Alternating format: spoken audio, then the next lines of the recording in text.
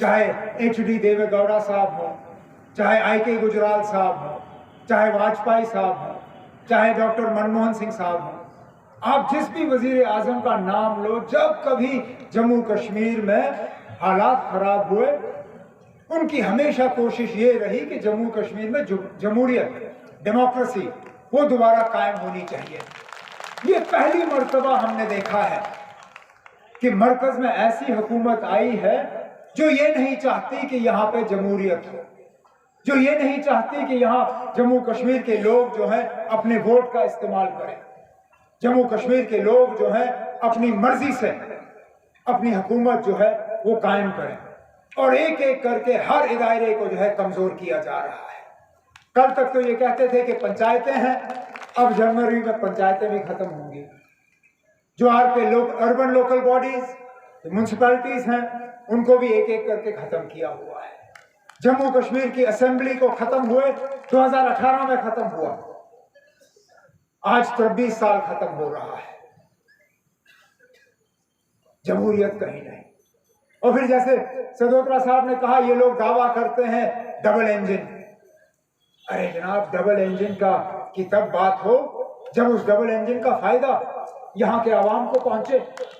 सरकारी मुलाजिम आज परेशान, सरकारी मुलाजिम को अपना GP फंड तक नहीं मिलता, जिस GP फंड पे हर सरकारी मुलाजिम को उसका हक होता है।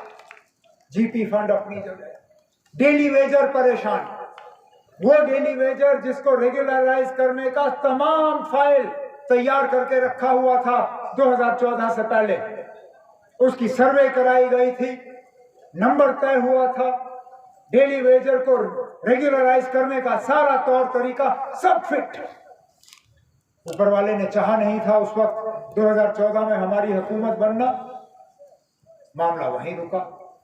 महंगाई, वो कौन सी ऐसी चीज है जिसकी कीमत आज आसमान तक नहीं पहुंची।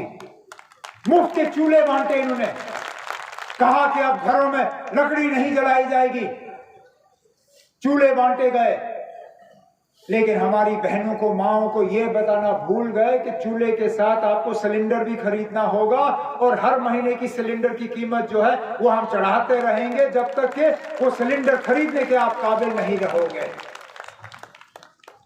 राशन, आज राशन हासिल करने के लिए कितनी तकलीफ, और राशन का जो स्केल है एक एक करके उसको कम किया गया।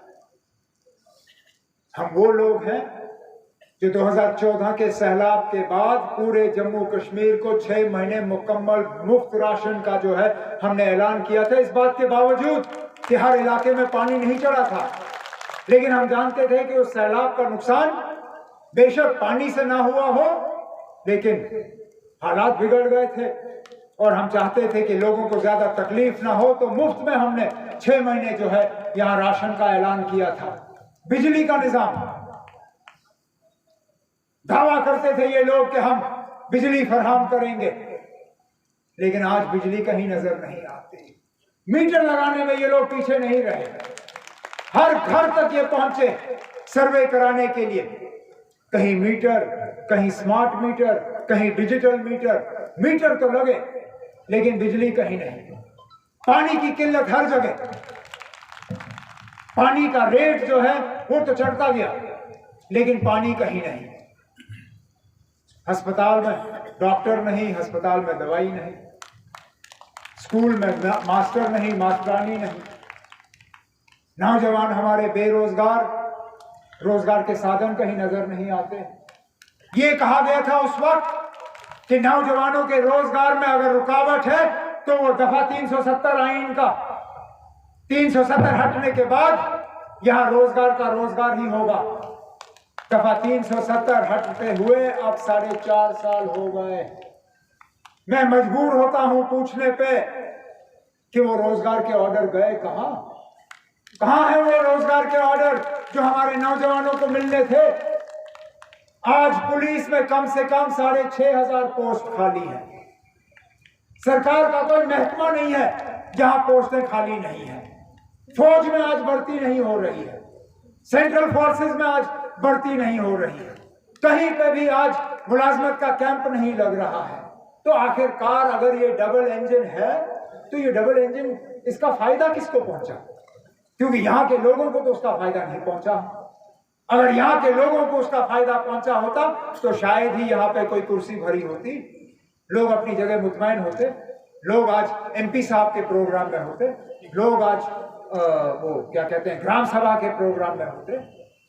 हकीकत ये है कि इस हुकूमत ने किसी को फायदा नहीं पहुंचा और इसलिए आपको अपने वोट का हक नहीं दिया जा रहा है। अफसोस होता है हम जैसे लोगों को, क्योंकि जम्मू कश्मीर में दोबारा जमहूरियत कायम करने के लिए कुर्बानियां इस जमात ने दी।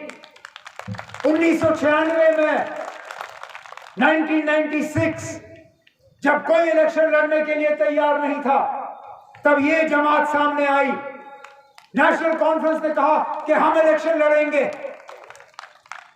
उस वक्त पाकिस्तान ने भी इस जमात को खत्म करने की कोई कोशिश जो है बाकी नहीं रखी। कितने सारे हमारे उम्मीदवार, उनको गोलियों का निशाना बनाया गया, उनको बम से उड़ाया गया, उनके घर तहस नहस हुए।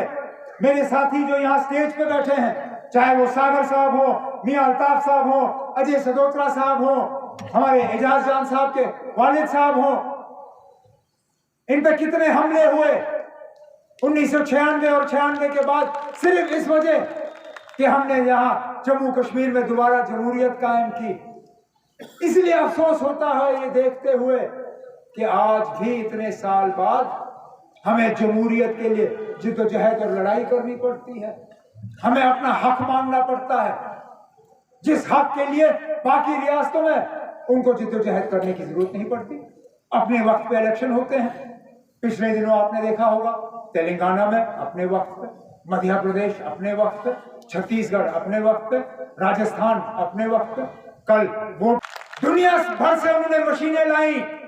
जब उनके मशीन उन मजदूरों को निकालने में नाकामयाब हुए तो उन्होंने लोगों को वहां सुरंग खोदने में भेजा। खोदने वाले हिंदू भी थे, मुसलमान भी थे।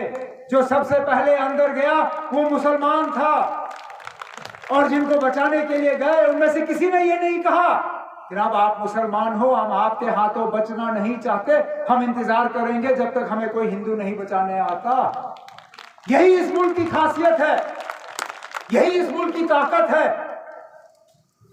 कि हम आपस में मजहब को देख के बंटने के लिए तैयार नहीं।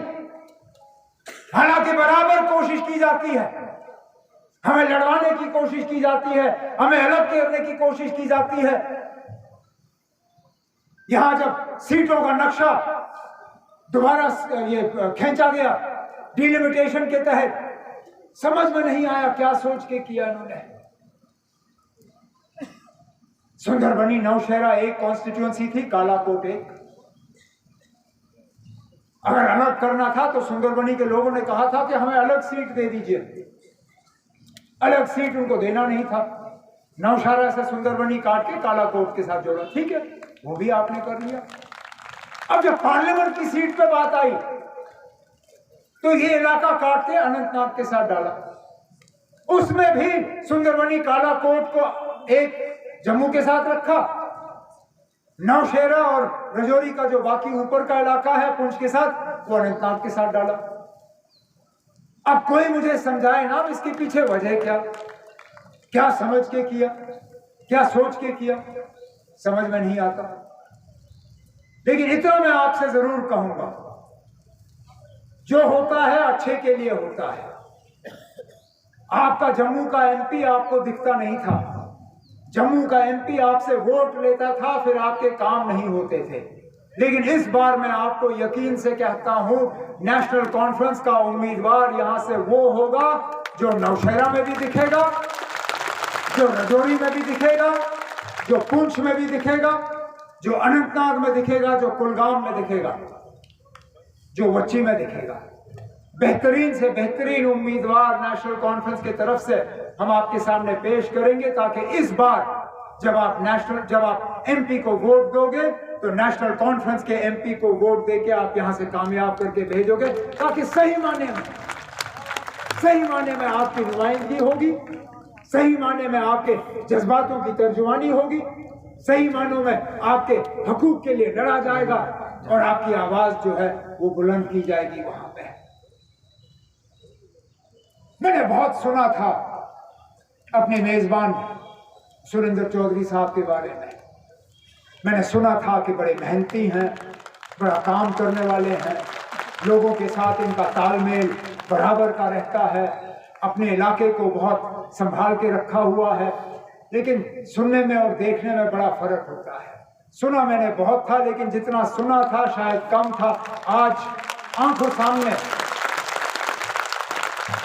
ये जरूर साबित हुआ था कि जितनी मैंने आपकी तारीफ सुनी थी कम सुनी थी। अब मुझे अपने साथियों से जरूर गुजारिश करनी होगी, खासकर अपने एडिशनल जनरल सेक्रेटरी जनाब अजय सदोत्रा साहब से और अपने सूबाई सदर जनाब रतन लाल गुप्ता से। जनाब, ये तो जाहिर है कि मेहनत करने वाले आदमी हैं, इनको जाया होने मत दीजिए जनाब।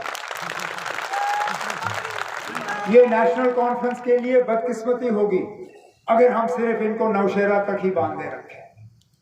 मुझे लगता है कि हमें अपने सेंट्रल सेक्रेटरी जनाब सुरेंद्र चौधरी साहब का काम न सिर्फ नौशेरा में लेना चाहिए बल्कि जम्मू सूबे में जहां पे भी। और मैं कहता हूं कभी कभार अगर आपको वहां पहाड़ के उस तरफ की भी खूबसूरती का थोड़ा सा मजा लेना होगा तो आइए, हमारा हाथ वहां कश्मीर में भी बताइए।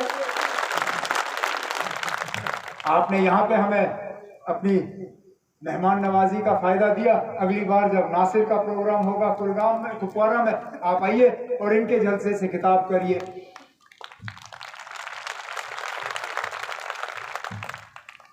मैं आप लोगों को सिर्फ एक यकीन दिलाना चाहता हूं, क्योंकि काम तो यहाँ बहुत गिने गए, चाहे वो कॉलेजेस के हिसाब से हो, चाहे बाकी चीजों के हिसाब से हो, करना बहुत कुछ है।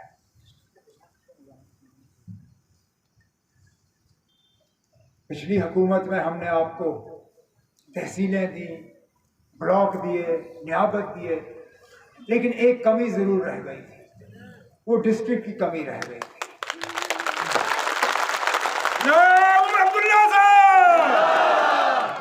मौका मिलेगा, ऊपर वाले ने चाहा और एमएलए हमारा अपना होगा। वो जो पिछली बार कमी रह गई थी, आगे जाके वो कमी भी हम पूरी करके आपको दे देंगे। उम्मीद सिर्फ यही है कि इस झंडे को आप मजबूती से थाम के रखें। नेशनल कॉन्फ्रेंस के पैगाम जो है आप जगह जगह पहुंचाएं, लोगों को ये एहसास दीजिए कि इस मुश्किल दौर में भी हम पीछे नहीं हटे। हमने अपनी आवाज को बेचा नहीं, हमने अपनी जबान पे ताला नहीं लगाया। आपके हकूक के लिए, आपकी इज्जत के लिए, आपकी वकार के लिए हम लड़ते रहे। आगे भी चाहे छोटे मसले हों, चाहे बड़े मसले हों, आप इन लड़ाइयों में हमें पीछे नहीं पाएंगे। सुरेंद्र जी, मैं आपको, आपके साथियों को आज के इस बहुत ही कामयाब प्रोग्राम पे न सिर्फ अपनी तरफ से बल्कि सदर मोहतरम जनाब फारूक अब्दुल्ला साहब की तरफ से दिल की गहराइयों से मुबारकबाद पेश करता हूँ, इस उम्मीद के साथ कि दोबारा जल्दी हमें इस तरह मुलाकात का मौका हासिल होगा। इन्हीं अल्फाजों के साथ आपसे इजाज़त चाहता हूँ। बहुत बहुत शुक्रिया। अभी मैं रिक्वेस्ट करूंगा डीडीसी राजेश्वर सिंह जी से वोट ऑफ थैंक्स